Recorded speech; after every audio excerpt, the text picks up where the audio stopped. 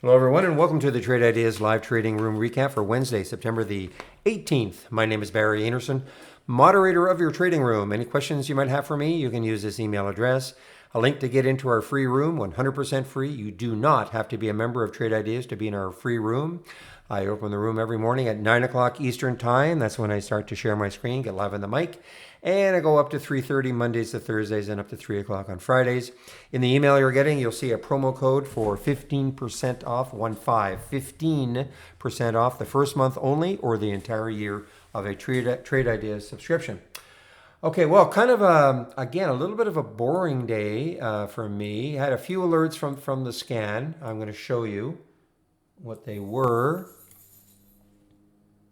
so far today. This was kind of the star. This LXRX had the alert at 332. It did not take it there.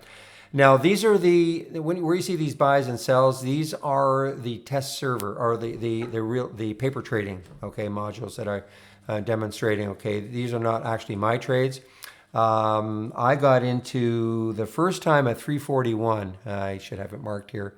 341, got all the way up to this is right up here. Got all the way up to 350 and came back down, and I took some out at 348 and 345.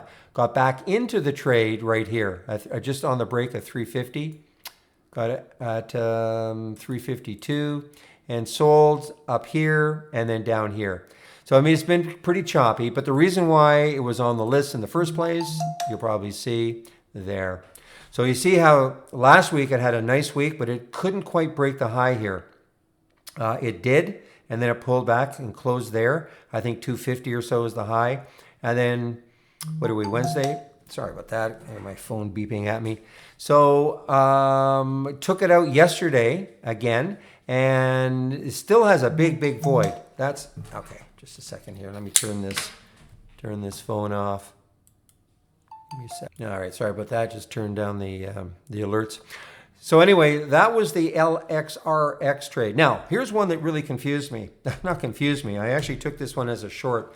I was saying in the room, ugly looking weekly chart. But let's get to the 15-minute chart. So they announced the financing, and the financing was at 14.25. 5 million shares at 14.25. Now, typically you see a stock drop below the financing price. Existing shareholders don't like the fact they're being diluted.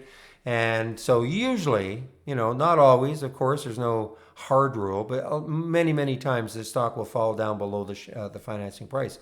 Not this one, though. I said in the pre-market, though, that my bias was to short this one. Yes, it got up to, it was about $1 above the financing price right here. That's the pre-market. And I thought, okay, but when the market opens, I thought I would take a short on it. And that's exactly what I did. When it broke down below 15, I took the short at 14.90, right there. Did move down to 14.77. And though I'm not sure it moved down to 14.77 when I was still in it. I think it moved back up to 14. Anyway, bottom line is I took a 4-cent loss, okay? And then it's done this. I mean, it's done actually very choppy, very choppy. Very interested to see what happens to this one tomorrow, to see if it can hold way above this financing price like it has. Now, if you look at the daily chart, I mean, it's very, it's probably coming into some resistance anyway up in this area anyway. And it's an ugly looking chart. The only reason I got interested was because the financing was way above it, and I thought it might drift down below it to it, and it just didn't do that. And let's see. Now, there were a couple, like the Zine. Unfortunately for me, the trigger was at 965, and it got all the way down to 831, and I just couldn't get it. It kept moving against me. It was down over 10% at that time, so I was going to be faced with that uptick rule, and it just moved too quickly. I just couldn't get the fill I wanted on that one. PTCT, I actually didn't take. This is another financing. I think this one is at $40.40. Somebody said 40.40. So this is typically what happens. It's below the financing price. Thought it was just a little too choppy, but there was the 38.57. Got as low as 37.77. So almost $1. The T-Bio, This is the one, they did a financing at 10, so it hasn't moved off the financing price. Overstock, boy, 16.50 got down to 15.47, so over a dollar move in there before it had a rebound. These little ones, this NTEC and VUZI and ACRS, these three were really set up as long plays when I saw them on the chart. Okay, so even though, but they did trigger as potential shorts, but I disregard them when they're that cheap, unless the chart has shown ahead of time that it could be a short. I'll just show you why they're on though. See, this is what I'm looking at. I'm thinking, wow, okay, could this continue to fill the void? So that's why the NTEC was on. Never interested in shorting it. Same with the VUZI, I think. Yeah, you see the VUZI, looking to see if it can fill that void. Never interested in shorting it. The B is a little different because look what was happening. So not that I'm short it, 320, it's at 315, but this was set up as a potential short when I was looking at the chart. ACRS, the same thing, setting up as a potential long. It's just not today. And this one I stuck in because of the pre-market work activity, and it really didn't do anything. So, in fact, it triggered as a long and a short. So anyway, mixed bag. I mean, David's T wasn't bad. 193. It's an earnings play. Got up to 215. Just a lot of cheap ones. And the main this one, I put this in for people who like to trade the really cheap ones. If you look at it, GHSI, I saw this one. Just look at it. So you look at this on the weekly. So obviously it had a lot of room. So I thought, you know what? I'll put this on the watch list. There are people who like to trade stocks under $1. I am not one of them. But man, oh man, 56 cents hits a high of almost 80. That's a tremendous price percentage increase. You know, it's pulled back now, but man, oh man, what if you took that one? That was a nice move. And I think the road again, 1561. Just hard to get too enthused about it because of that financing. CJJD, I don't think it really moved off 135. Yeah, it really didn't move. So no harm.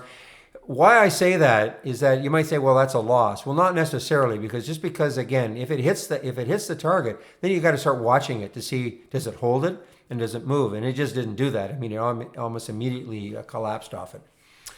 And again, I think I put this one from the pre-market. Look at this. I mean, it spiked all the way up to 439 and it came all the way back down to. I put this in just in case. You know, this is from the pre-market. This is not from an evening scan or anything like that. It's a just in case. So I keep seeing that these bios that have the big pops in the pre-market, they seem to give it up once the market opens, or even during the pre-market. You know, they just start to drift down. Look at this one, VT. See how it just drifted down? This is still the pre-market here. So it pops up. There's the pre-market, 204, and it just drifted down. So again, I put these two in just in case, you know, that, all right, it kept going instead of doing all this nonsense. So we're still about 4 weeks away from earnings season. We'll get a lot more plays of what I would call more quality. Right now, we're kind of, you know, we're in the dregs, you know, some of the lower price ones. And, you know, I mean, some of them are giving us good little trades, no question. But I'm more interested in, you know, I'd love to see the $10 to $30 stocks that release earnings and usually get some really interesting moves from them. All right, I just want to close this down. Oh, and how come, I guess I'll show you Roku. A lot of people, of course, were in Roku. And this is now continuing to go down. If you don't know the news on this one, well, let's look at it on the daily chart. Staggering.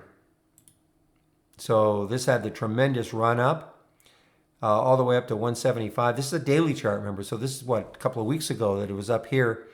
Anyway, pulled back, and maybe there was an inkling of what was coming, because what's happened is Comcast and Facebook have basically, come into their market, we'll call it. And, you know, not a good thing for Roku. And I wouldn't surprise me if Roku comes out with some kind of a press release maybe after the market closes today or tomorrow or the next day. I mean, there's no guarantee. Just to say, okay, guys, yes, they're coming into a portion of our business, but this is what we're good at. I have no idea. I mean, I'm just guessing that they'll do something like that because this stock is now down, $21 and 13%. So unless they come up with something, or analysts defending it, I know some analysts still maintain a 170 price target. I think it was Guggenheim. So anyway, very interesting what's happening with Roku. All right, everybody, want to get back into the room. So bring back my capture program. So if you have any questions for me, here's your email address, link for our free room. I'll open tomorrow at 9 o'clock Eastern time. Hope you have a great evening and hope to see you in our trading room tomorrow. Bye-bye.